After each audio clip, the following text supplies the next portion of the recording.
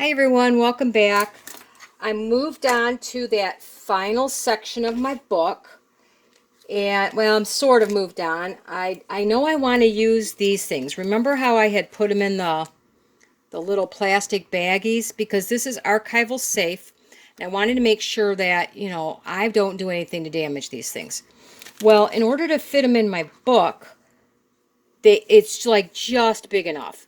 And I I was trying to figure out a way. I decided I wanted to hinge them, so I wanted to make something a little bit sturdier. I took a piece of cardstock. This is for a different one, but I measured it so that I could get the maximum width on here, but still be able to pretty much see everything. It overlaps very slightly on a couple of sides. So I didn't have much of a border here. At first I was going to use the paper, and it was just too thin. I mean, it's just literally paper. So I'm like, I want those edges really, protected. So I got out my little cardstock, and it's a pretty decent cardstock. And I made the little, like, picture frame for it. But because it was just big enough, the plastic was coming up, like, right to the edge here. And I didn't get much glue surface. So I glued it down a little bit better, and then in order to keep it together, I used just this, pretty strip of paper so that I could wrap the edges and not have to worry about it, poking through or coming apart, because no matter what I did, it was coming apart on the edges and stuff. So anyway, I think that's pretty secure now, and I won't have to worry about me being the one that ruins this thing, hopefully for another 80 years. So I got the one done. And I'm going to work on this one. Again, the way I have it made here, it's going to be too wide. And I'm afraid, like, if it gets pinched in the spine, that I'm going to end up, breaking the book. So I'm going to end up taking this out of here eventually. I'm going to make it so it fits just a little bit better. I don't care if this overlaps a little bit. I'll probably do it on the back, because I have another one, I believe, that is, yeah. This is must be her husband. This is Margaret and Fred. So, I have all the writing on the back, and, although his looks a little bit different, maybe. Isn't that kind of funny? His is just slightly different, the way that the writing comes on here. But he's got a lot of tickets in his, or whatever you want to call it. And anyway, we'll make it work. So what I did was I measured out the maximum size I could get, and then again I measured out the maximum I can get for this little width here. And as you can see, I think it's only like a quarter of an inch. So that's why I wanted to make sure that I had that paper wrapped around here to really kind of make a better surface, instead of gluing where the book is. Although I did put some glue there, I make sure that it's glued on the outside. So it's really going to hang in there, quite well. And you have to have two, one front, one back. So the second one I made on the back, it's going to have a little bit wider area. I'm okay with that, because, again, I just want it to be really sturdy. And in order to do this, I just used my little old, cheapy craft knife and my mat here. And I have to put it in a direction that I have a glare coming this way from my light. You don't see it on camera, but I can barely see where I'm cutting here. Now, I got a good recommendation from Donna over at Junk Journal Ideas again. And what she does is she takes the tip of her craft knife and she puts it down on the spot she wants to start cutting, which is just inside that line. So now I know when I slide my ruler up next to it, and I probably got my hands at my, see if I can do this so you can see it just a little bit without me causing a bad shadow. I'm going to put that up on my line, and I'm going just inside that line because I can trim it out later. Then you slide your ruler up next to it, and then all you have to do is kind of slide your back end in to where you need it to be, and it works a little bit faster. And I'm going to stop right either at or right before that corner. So now I don't want to go right to, see, I've got a little bit of a space. I can come back and very carefully trim that out later. I would rather, I kind of want those corners as neat as I can get them anyway. Again, put your knife down right where you want it to start. Slide your ruler in against that side. Pivot the back end in to where I can just see it. Making sure, again, I have to, got a little bit of a shadow there. And, you know, if I'm not 100%, one, I can either redo it, but two, honestly, I'm getting as close as I can. If it's not, you know, perfect, I can live with it. As long as my thing's protected, I don't care. That was off slightly. And if, you know, if it bothers me, at least it's on an area I could trim off extra instead of, you know, having it gone too far.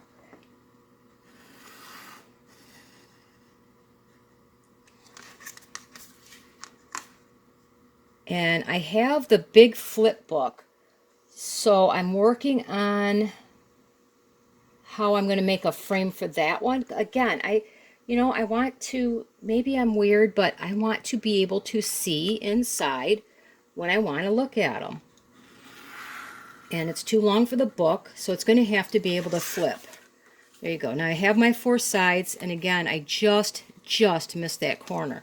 Now I can take my time and kind of nibble right up to the corner there and get that last corner, because I can kind of see which side is off a little bit. And since this is the back side, I don't have to even bother to erase the lines if I don't want to. So, yeah, I got that one off just a hair.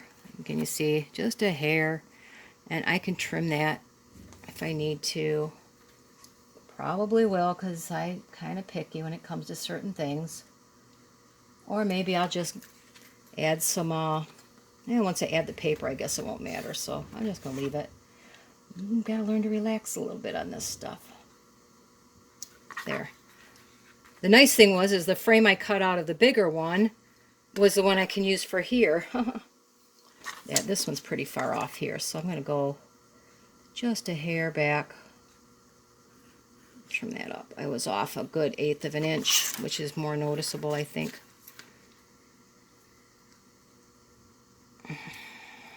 All right. So there we go. And then if I have something smaller, I've got a mat for something else. So I'm going to go and, so you don't have to watch this whole thing, I'm going to go ahead and cut the next one and get it all trimmed up, and then we'll come back and we'll put this together in the little frame, okay? So I'll be right back. Okay, I think, you know, because I'm going to leave a little space in here, I'm most likely going to be able to see some of this. Oh, I don't know what I'm doing on that side. On this side, it's possible that I might see a little shadow of it, so I'm just going to kind of do a little bit of, just in case, get rid of that edge of the cardstock. Because of the way I'm going to put those, you know, those stamps in there, I'm pretty sure on at least one of these edges you might be able to see a little bit. I'm just using the back of this as a cardstock that I'm using for this. And this little makeup brush works pretty good to give me a little texture. I don't need it so much on this outside edge because that's going to be covered, but I just want to get the inside of these. Probably, I think I'm going to erase that because, again, I might be able to see that little edge just a little bit. So it never hurts. Erasers don't cost anything. And, you know, I don't know what you guys use, but these mechanical pencils, I really like them. I got 8 of them for $1 at the dollar store. And they erase well, but most importantly, they draw a very fine line. So it's worth, you know, if you can find them, even if you have to pay more than, you know, $1 for 8 of them, it'd probably be worth having some of those things. You know, a lot of people have asked, how do I do this? You know, I'm not having a lot of being able to run out and buy things. So my question to you is, would you like to see a video of, you know, like really what is the absolute necessities to making a journal? I mean, there's probably other people out here who do it, but if you think that you would like to see, my point of view on it, let me know. I'll be happy to put together a little video about how I started this with extremely limited budget. And yes, over the, I kind of everybody gets caught up in the little, oh, I like that pretty thing, and, go to the craft store and things like that. I'll admit I've done it, but honestly, I believe maybe I'll just do another journal after this showing that you can do this completely, I'd say, probably with just about nothing. If you have a decent junk drawer at your house and you can dig up the very basic things, I'll bet you can get this going on things that you can dig up around the house and not have to really put any money out unless you want to add something that, you just don't have at home. The only thing that I had trouble with was the ink. You don't have to ink the edges, but if there was one thing I would invest in that I learned because I experimented a lot on different things is a decent one, at least one. And the brown is the one I use most of the time. I have a black that I had from a long time ago and a couple other colors I found at the thrift store.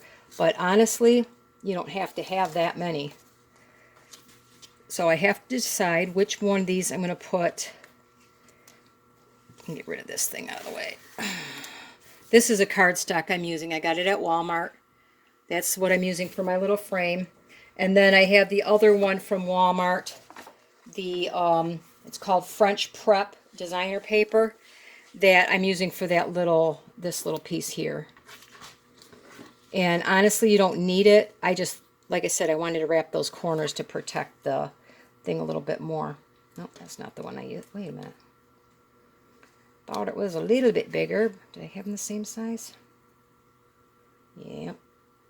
Now I did cut the one.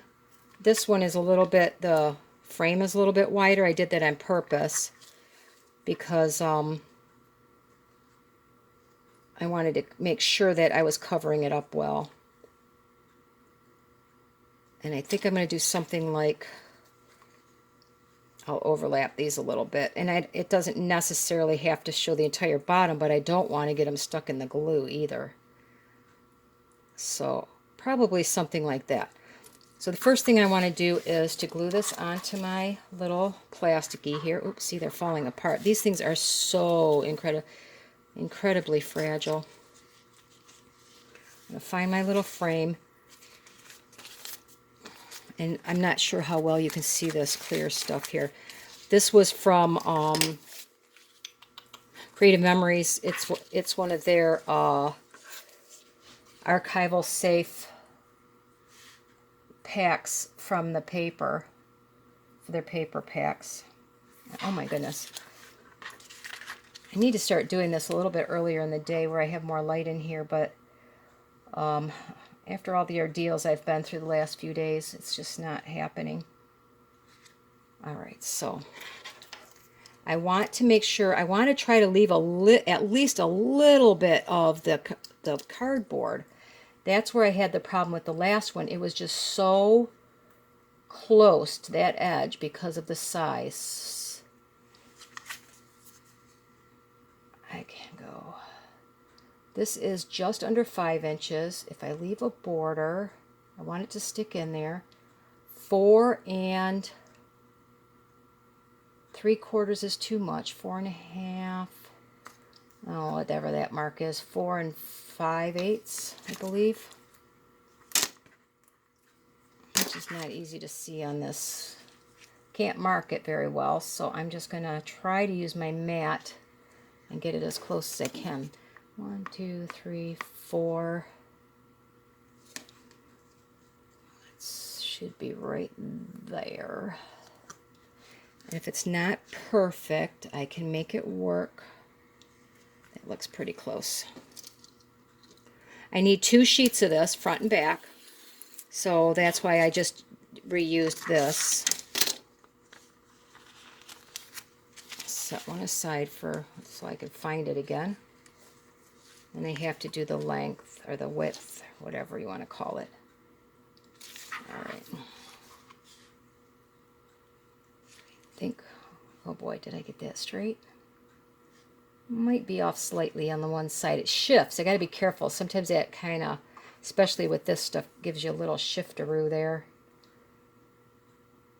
I think I can go to there and be just going to skim it a little bit short, like a 1/16 of an inch or so. I should be okay. I notice when I'm cutting, if I get past there, I could put my finger here, and it helps it from shifting a little bit. Doesn't always work perfect, but it helps. And I'm telling you, sometimes that stuff sticks to your hand and you'll never get it off.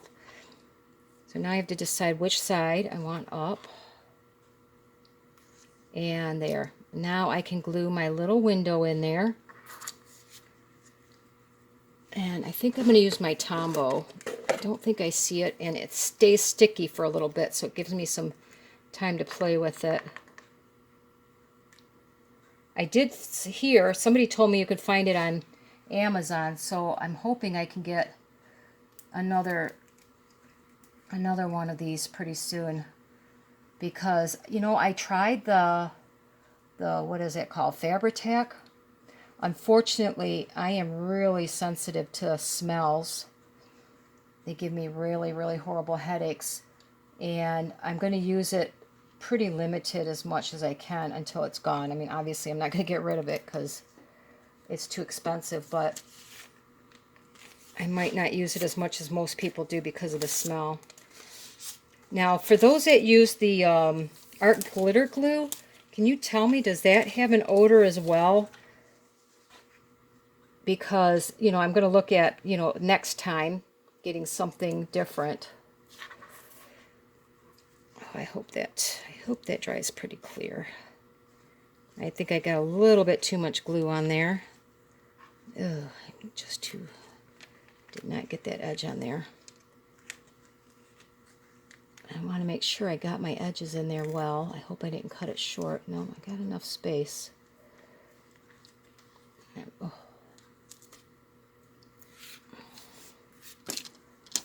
So there, I got that on there. Let me get a baby wipe here.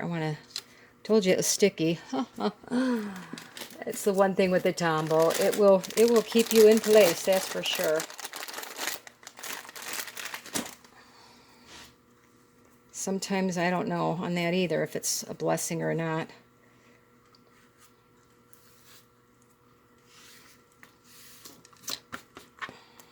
Oops, what's that?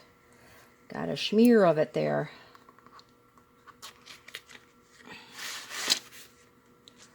More importantly, I want to make sure that it's not going to be on the outside of my things here.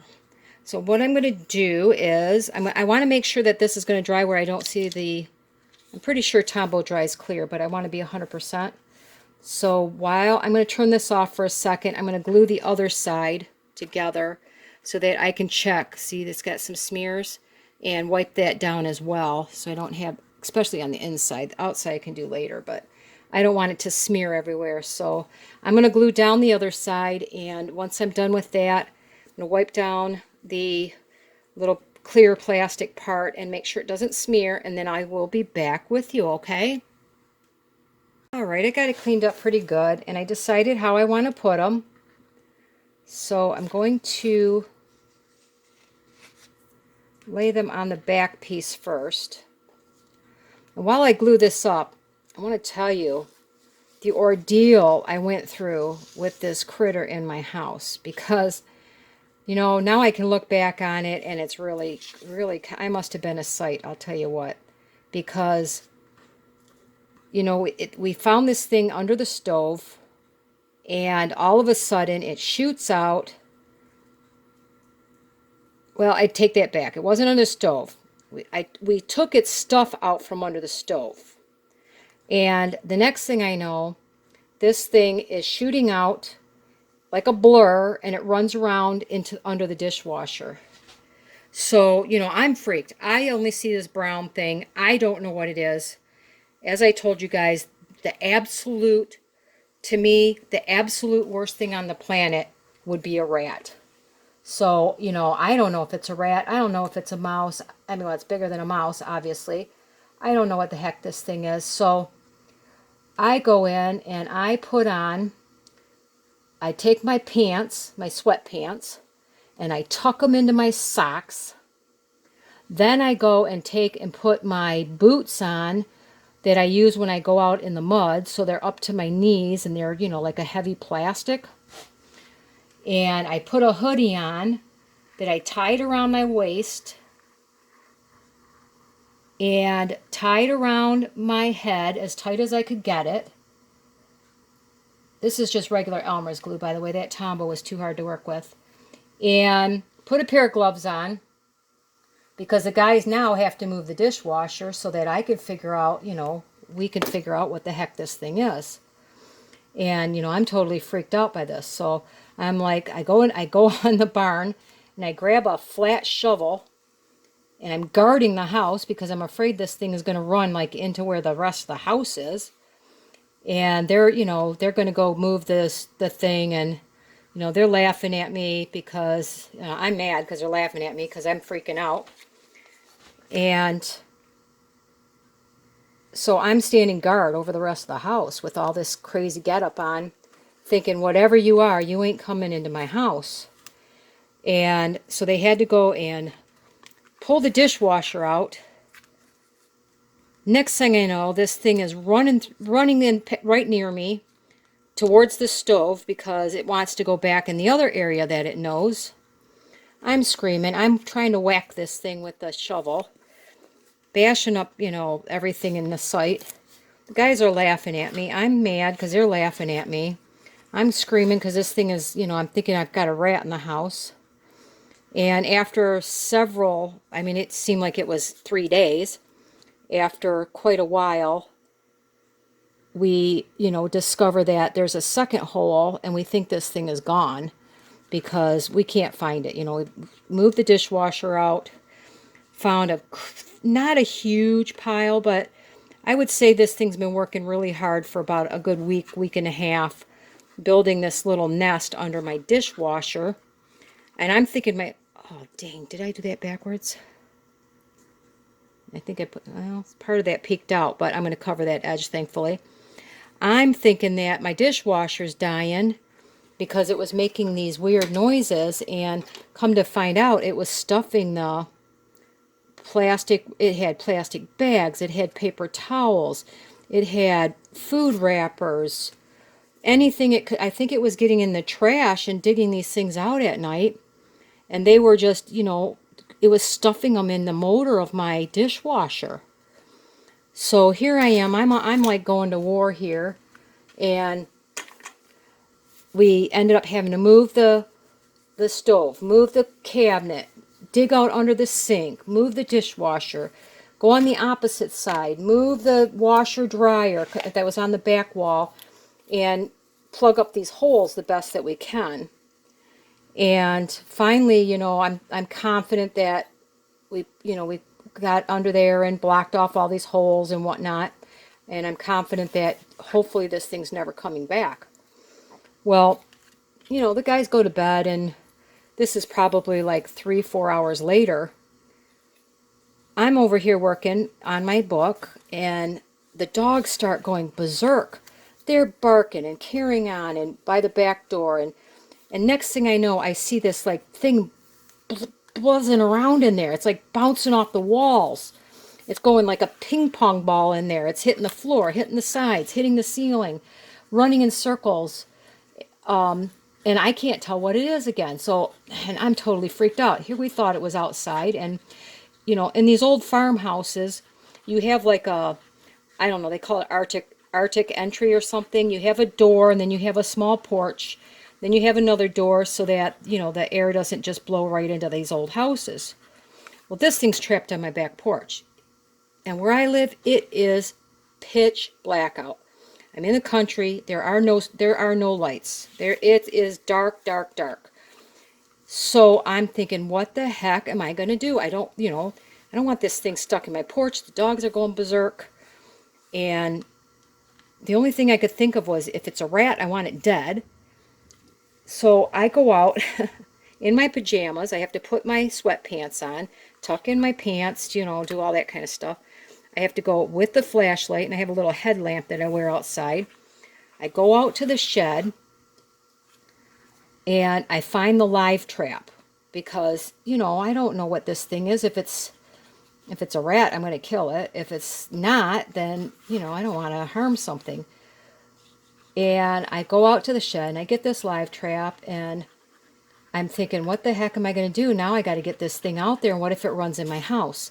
So I walk around the outside of the house, go to the door, slip this thing on the porch, and by the time I made it back in the house, the thing had sprung. I think it was just, I don't know if it ping-ponged itself in there or whatever, but it got into the live trap. And now I can finally discover that it's a squirrel and it's not a rat. So I'm feeling a little better about this. You know, I'm not quite as freaked out because at least it's not one of those disgusting things that, in my opinion, if they ever went extinct, I would be okay with that. Probably the only animal on the planet, I wouldn't care. But anyway, now I have a squirrel, and I'm thinking, what the heck am I going to do with the squirrel? I don't want to kill it. And, you know, it didn't seem to be very old. It seemed to be kind of on the younger side. Maybe it got, I'm thinking, you know, maybe it got kicked out of the nest. Maybe something, you know, made it come, whatever. It wasn't huge. It wasn't, you know, like some of these squirrels, well, I don't know, maybe not around here, but in the city, they were fat little buggers, almost as fat as my dogs. And so I've got this little squirrel looking at me, and he's totally freaking out. He's trying everything he can to get out of this cage. I'm not wanting to kill it. So I'm like, okay, I'm going to take you out to the barn, and, you know, maybe you can find a little nest out there, whatever. Because, you know, we've got straw and all that kind of stuff. So here I am. It's like now like 1 o'clock in the morning in my pajamas with my robe on and my boots and everything all tucked up. And I go out to the barn, go to open the door, and the darn thing crawled up my pant leg because I didn't have, well, kind of up my pants and under my, almost under my coat. I'm outside screaming like a banshee. They probably would have thought I was insane if anybody had heard me. But anyway, he finally, you know, I'm screaming, the poor thing's running, and he finally takes off out in the barn somewhere, and I can finally come back in the house. But I'm telling you, it was the biggest ordeal I've ever been through in a very, very long time. Luckily, I can say it wasn't my worst case scenario, but I hope it's something I don't have to go through again. And I'll tell you what, I would never put myself on tape with that thing because I must have made a real fool about myself that day. I was pretty insane by the time I got done. Needless to say, I didn't sleep very much that night because I was so amped up having this thing running around in my house and then trying to climb up my pant leg and running across my head and all kinds of weird stuff to get away from me. And the next day I did go outside. Once a week or so, I always go out and walk the property, make sure that, you know, if anything, fences or came down or whatever, I don't have to worry about my animals getting out. And I did find that there was a huge limb. And our trees here are probably, I would say, close to 100 years old, if not older, because the house was built in 1900 and these things are really big. But we lost a great big limb, and I did find that the little a little squirrel nest on the ground out there. So I'm hoping he found a new place to live out in my barn because he is not welcome back in the house. Anyway, he, it, she, whatever it was. And but anyway, I told you the full story of the ghost story about when I figured out we had something here, and I thought I better tell you the rest of the story anyway. And you guys probably think I'm totally nuts by now, but yeah, that's kind of my life around here. My mom always bugged me to start a YouTube channel because she likes to hear my stories, so now she can hear the full story once again about the little critter that came from within, I guess, if you want to call it that. And now you guys know the rest of the story too. So what would you have done if you had thought it was a rat to begin with, not knowing what the little thing was?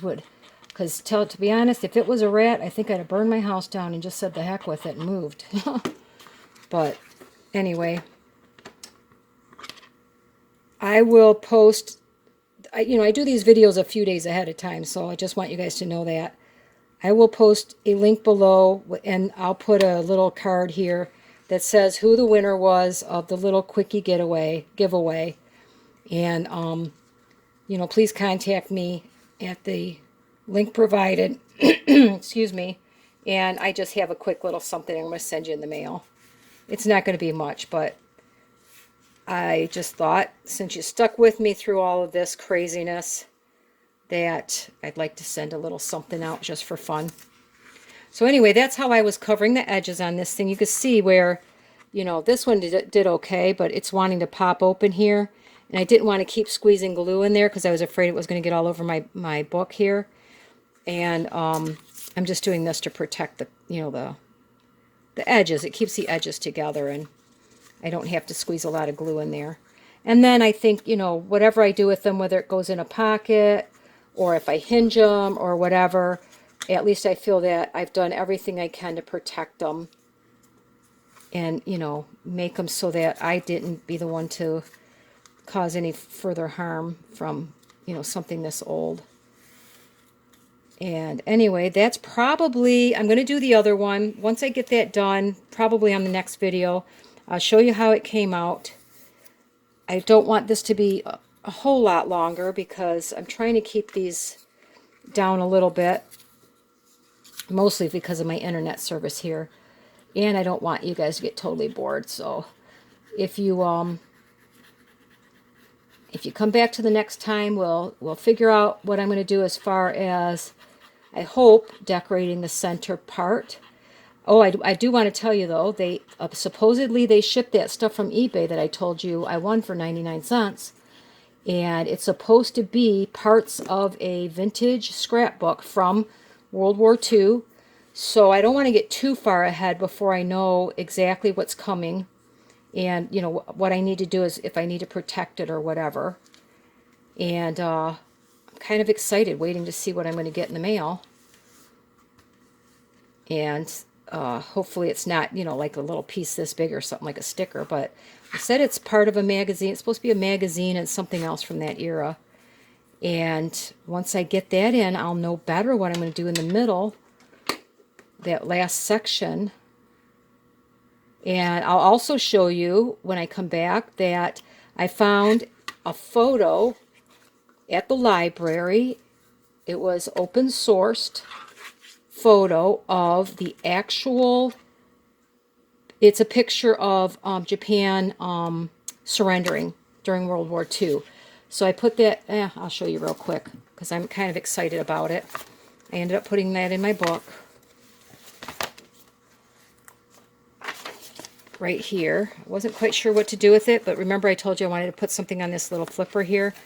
This is the photo of the Japanese, when they were lining up, and then this is him signing the documents of surrender. So I thought that was a pretty cool find for this book. Like I said, these are the surrender papers. I'm still looking for to see if they did a letter accepting the surrender, but regardless, I at least have this photo here of the Japanese, I don't know, General Prime Minister. I have to read up a little bit more, and him signing the document. So I think that adds a little bit of history to my book for me that I was excited to find. Anyway, I'm going to finish this up, and once I'm going to actually do this one, we'll figure out, all I could think of is I'm going to make it, kind of like one big frame and then just fold it in the center here. If I figure out something different, I'll let you know, but otherwise, we're going to get these protected, and now I feel that I can handle them and look at them whenever I want to. So thank you so much for sticking with me. I know it got a little bit long. I appreciate you more than you will ever know. And thank you so much again. And hopefully we'll be back in another day or two, and we'll continue on with the book. Have a great day, everybody.